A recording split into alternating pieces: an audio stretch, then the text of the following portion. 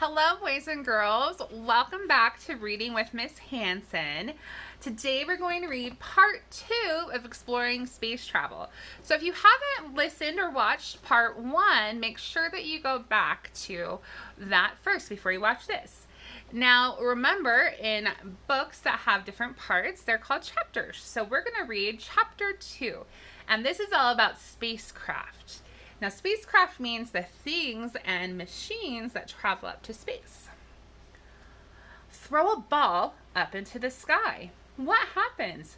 Earth's gravity pulls it back down. Gravity is a force that pulls objects together. Gravity keeps everything on Earth from floating away. This is the Space Shuttle Discovery. Roaring rockets. Spacecraft needs powerful rockets to break free of Earth's gravity. The rockets launch spacecraft towards space with great force.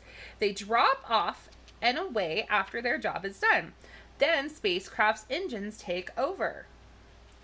So here's a big rocket that helps it go up and helps it get lots of speed.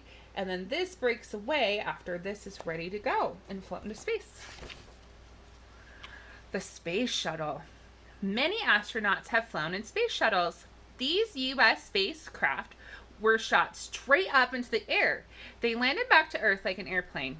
Astronauts used shuttles for 30 years, but these machines got too old to fly safely. They stopped going to space in 2011. Were you alive in 2011? There's one of the space shuttles. Other spacecraft. In the past, the United States and other countries built their own spacecraft. Recently, private companies such as SpaceX have built spacecraft. These spacecraft are for carrying supplies into space. Someday, they may carry astronauts too. So there's a special SpaceX craft. Modern astronauts fly in Russian spacecraft called Soyuz. Soyuz has 3 main sections called modules. Astronauts squeeze into the middle module for takeoff and landing. This module is called the re-entry module. It has computers and controls for the spacecraft. Astronauts climb into the top module for the rest of the flight. It has a toilet, a sleeping area, and food. The bottom module holds supplies. So here is the Russian craft Soyuz. And that's what it looks like in space. Taking off. The Soyuz is fast. It takes about 9 minutes to go from Earth into space. That is so fast. 9 minutes is how long it takes me to get to school from my house. A car on a highway would take about 2 hours to travel the same distance. That is so fast. There's a Soyuz.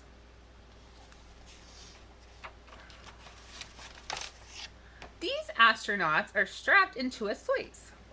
So there's some of the astronauts, and that's what a Soyuz looks like. Astronauts must deal with high G-forces. G-forces are the feelings of weight caused when a spacecraft speeds up very quickly. High G-forces make astronauts feel as if gravity is pressing down on them. One astronaut said it feels as though a gorilla is sitting on his chest. Breathing, moving, and even swallowing can be hard. The spacecraft stops gaining speed once it enters space. Then the G-force goes away. The astronauts become weightless. They no longer feel the pull of gravity. They float about the spacecraft freely. Loose objects float around too. So here is one of the astronauts, the ISS space station. And see, she's floating. She's not even on the ground. And that is part of the model that floats too.